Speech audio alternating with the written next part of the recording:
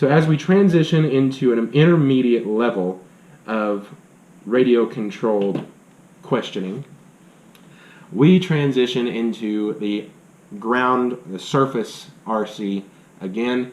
And the first thing I want to show you is one of the first things I got. Now, the first RC car I started out with was the Traxxas Nitro Sport. Well, I was a very young kid, so ultimately I ran it through a puddle and fried something on it. And today I think it was just the starter motor, because the engine would have been alright, I'm sure. But I thought it was just completely toast. So I ended up scrapping it, spent 5 or 6 years not caring about it, and just kind of discarded it. Eventually I just tore it apart to see what it was made out of, threw a bunch of it away, and left it at that. Later I wanted to get back into it. A friend told me to go into the electric stuff. So I started looking, and lo and behold, very much like the Nitro Sport, we find the Rustler. The Traxxas Rustler is an electric two-wheel drive model. The base one is just brushed, starts out at $169.99, but you can get what I got and get the Rustler VXL, which starts off at about $279.99. Now, it's a little bit higher. When I bought this, it was actually up closer to $300–400. So it's a lot easier to buy this now than it was then. But this is a great rig to drive because it handles great. It gives you a feel for what it's like to have a little less stability. It is a little more unstable than some of the other four-wheel drive or all-wheel drive models. However, it is a fantastic starting point for your intermediate program. It's a lot faster and it's a lot more powerful, especially if you get the VXL, than the pre-runner or anything like that. And so this can be a great way to transition into an intermediate level for just about anybody, because you can learn a lot about rigs. I will say this, if you're like me, I love putting power through it. I'm always looking for more power, and that's a problem because I end up breaking a lot of stuff. Luckily, there's a lot of upgrade parts for these. You can upgrade the strength of a lot of things, the A-arms and tie rods and all. But this is a fantastic way to really get into it and see where it's at. Now, if you're looking for something a little more squirrely, now we're going to get into the Traxxas Mini Ego. Now, I bought the original, the brushed version, which is this one here. Now, of course, it doesn't have the power pack on it now because I put it on the other. But this is the brushed version. It starts out at $189.99. Now, you can get the VXL, but I didn't write down. Yeah, I did, right here. The VXL costs about $249.95. So it comes with the VXL pack that I've got on the pre-runner right now. A lot more power. It's a lot crazier and a lot squirrelier. You can get these rigs with this Traxxas TSM, which is their Traxxas Stability Management. And so you can get that, and it will help you to point the nose in the right direction and maintain decent control over your vehicle. This is heavily upgraded so far. I was planning to do a lot more to it, but I never got to it. I'm not sure how much further I will go with it then, but it's got some repairs that are needed. But it is a very fun rig. I have blown the differentials out in it so far, but I do like running 3-cell on it with the Valenian system.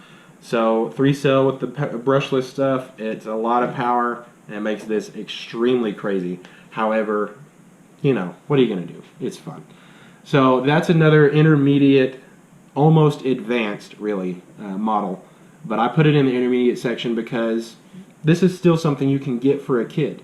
If you get the brushed version for a kid, they can handle it just in the same way the pre-runner handles, but they have a lot more speed potential. And later you can upgrade it to be even crazier. So I think the E-Revo is a pretty good intermediate, easy to intermediate level. But it can definitely get extremely crazy and hairy while it's on the road. So the next thing up, if you're wanting to get into fixed wing flight, we look at the Parkzone Trojan T28. Now this is sad. The T28 Trojan from Parkzone is actually discontinued. That's the plane that I made so many videos about to begin with. It is discontinued. On Horizon Hobby, you can see right here, it is not available anymore. And I looked at a few other websites. It's just not anywhere. Even Flight Test doesn't carry it anymore, but there's plenty of parts out there. My thought is I might actually look to build one. So throw in the comments if you made it this far in the video. If you want to see me try to scratch build piece by piece a Parkzone T28 from parts I find on the internet, holler at me, because I think that would be a pretty fun project. However, though the Parkzone one is discontinued, Eflight sells a very similar item. It is a 1.2 meter bind and fly with AS3X. Now, AS3X is their stability control system. It's a receiver with gyro stabilization in it. Very good. It's on it's been on a few vehicles, air vehicles that I've had. I actually had it in my Trojan as well. But theirs priced at $279.99. It's a little more expensive than what the Trojan was. I bought mine for like $120. They sell for I think $149 or something like that. On another couple of places I found that still had the price listed but said it was out of stock or discontinued.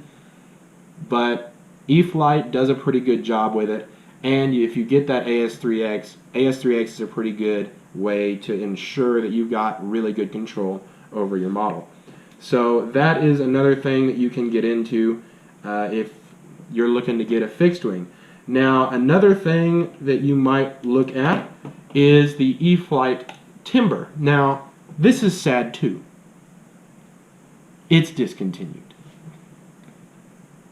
It was surprising, honestly. I thought the Timber was a hot sale, but I guess they're not making it anymore.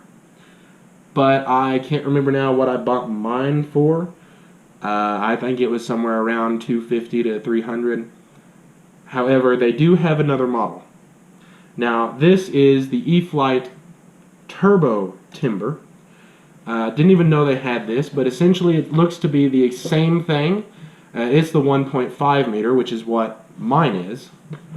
But it looks to be essentially identical to what I have, except it's a little bit longer. It may have a little more power, but it looks to be essentially just a timber with a little more to it. Now, this one is sold on Amazon right here for $269.99. Still think that's a pretty good price. I think that's probably somewhere along the lines of what I bought mine for. And so that is a fantastic plane. It comes with the AS3X and everything, safe select. It'll fly itself almost with this auto level and all this sort of stuff. It even includes float, just like the original Timber. This is a bind and fly basic, which means you take the receiver that it comes with and bind it to your radio. However, you can get a plug and play for a little bit cheaper. Down there at the bottom you see $239.99. You can get a plug and play, which means you put your own receiver into it, set it all up, and then fly it that way. So you don't have to buy the receiver with it as well as part of the actual price. So that seems to be a really good option for you if you want to get into something like that. And the floats are fun, because if you have a body of water or something, I really enjoyed using the floats on the Timber. So it changes the whole game. Now, as far as intermediate flight goes, for racing quads, we can go back to and discuss, remember, the Vortex 250 Pro. Now, it's a great beginner entry-level thing, but it can be a fantastic intermediate thing because you can upgrade the motors. I'm not sure how easy it would really be to upgrade the ESCs. You'd have to modify it a little bit because the ESCs are kind of channeled in the plastic piece that's molded for it.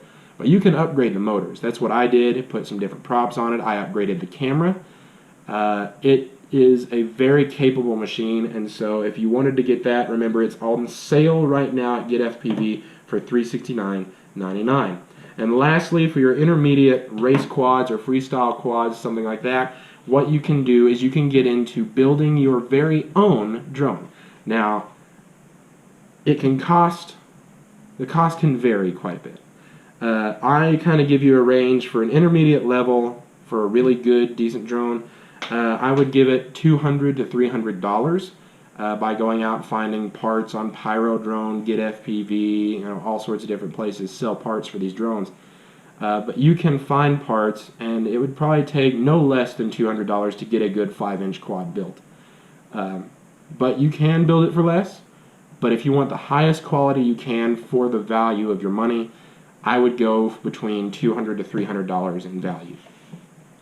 So that is the last of our intermediate stuff. We've just got a few more in our expert or experience level stuff.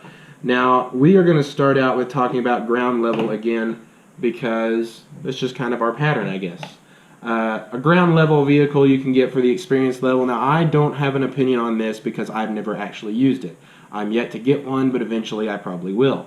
Now, this is the Traxxas XO1 on-road vehicle. It's an 7th scale vehicle that they have designed and put out there. Its big selling point is the 100 mile an hour out of the box car. It's a supercar. Essentially, it comes with the Mamba Monster brushless system in it. It's an 8th scale system. And it can propel this vehicle with just a few simple modifications and gear changes. You can propel this vehicle up to 100 miles an hour without actually spending any extra money. You get it out of the box, you put on a new pinion, you put on the spoilers for the front, and you put on a 6-cell LiPo, I believe.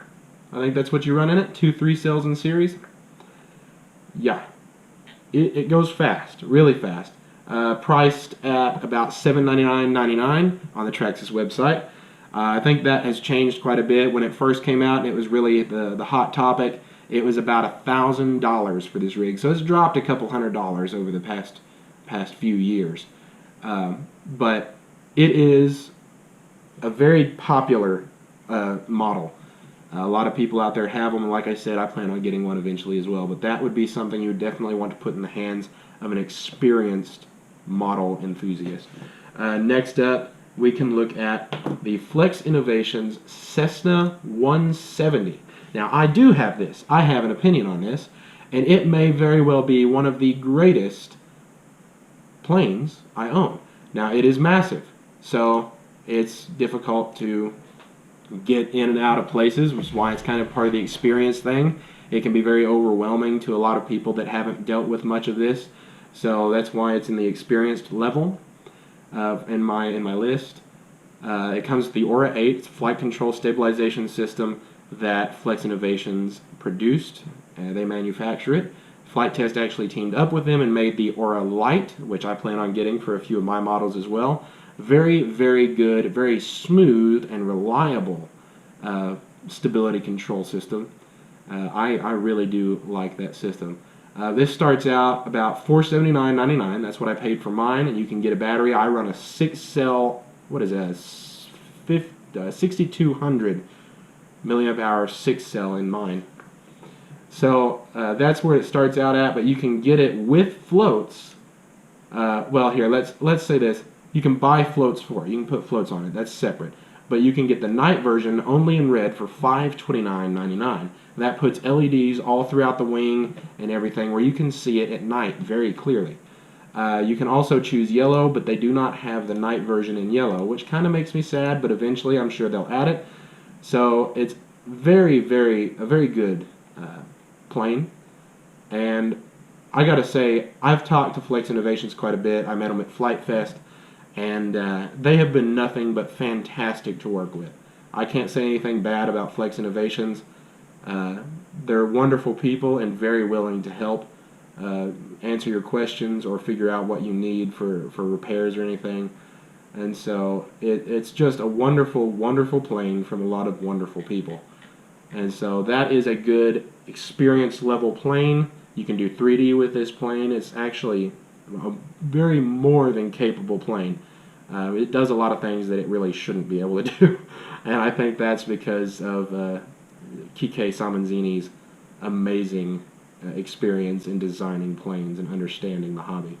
And so that is a great experience level plane if you're looking to get something much bigger, because it is a very big plane. Slash 4x4 VXL. This is another model that you can find for a little bit more of an experienced driver.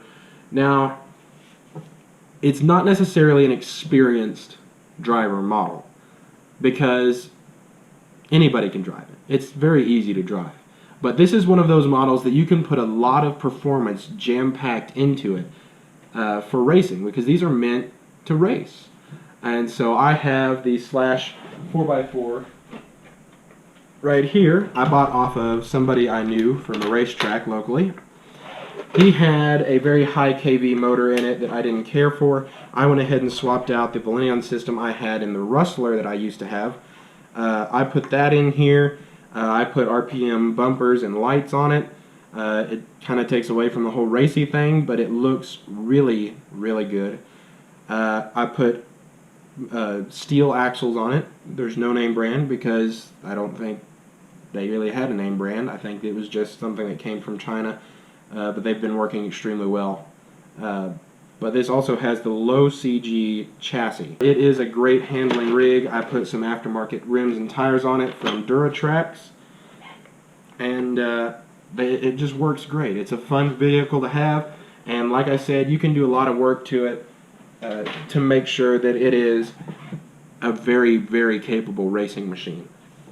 And so the next thing that we have is the Summit. It's the Traxxas Summit. Now this thing I've had for a while now, at least 10 months, because that was the last video we made, sadly. This is a very fun rig to have. Now it's $500, $499.99 on the Traxxas website. You can probably find one used for a little bit less, but it is a massive machine.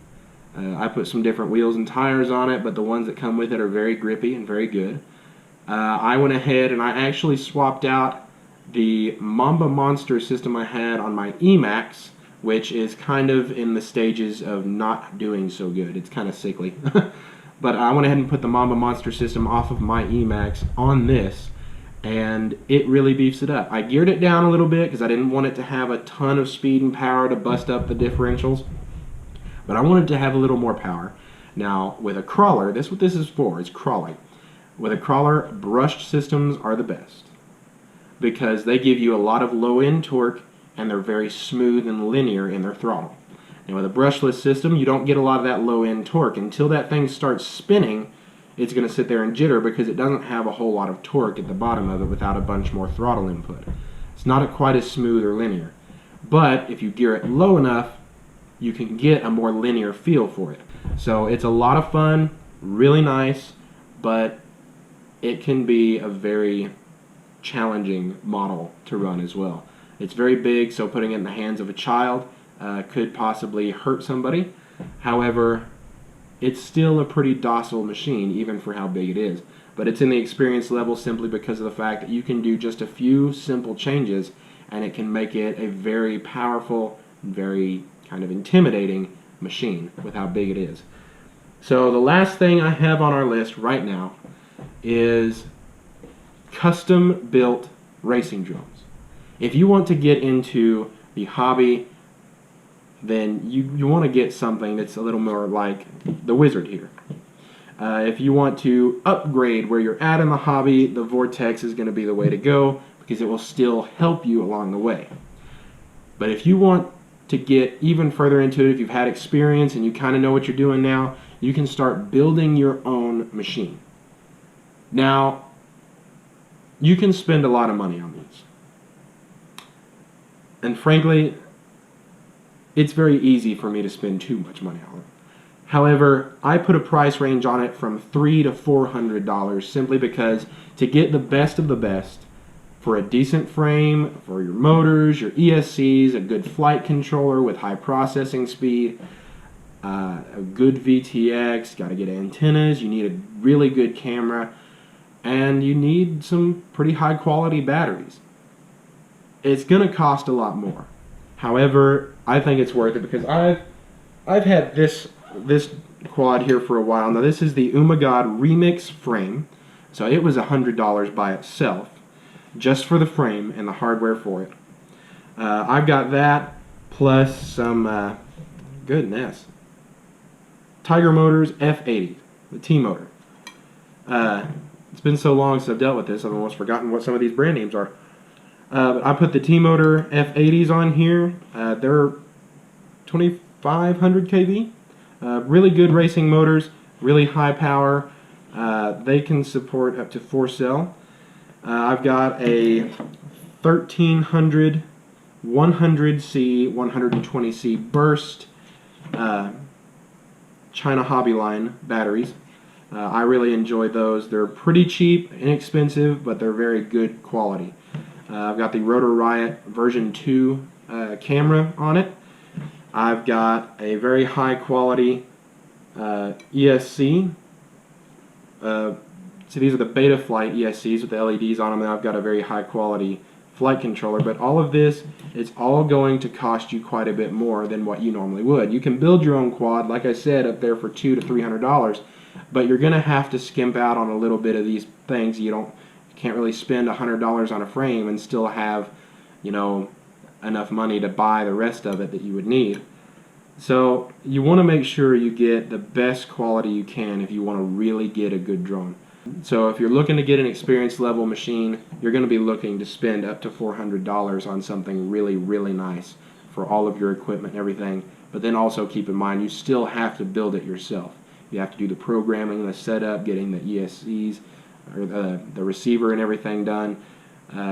It takes some skill, and it can be very, very frustrating sometimes when one little tiny thing doesn't go right. There's some things you have to figure out even with these, but that's why it's in the experience level on my list. Because if you're not willing to have the patience enough to really figure out what needs to be done with something with this much complexity, then you're going to wind up forcing yourself out of the hobby before you start to even understand it. With that being said, I'm very glad you had joined us today, and hopefully you will come back again as we start to put out more content that will be very entertaining. So thank you for joining us, and I wish you all the best.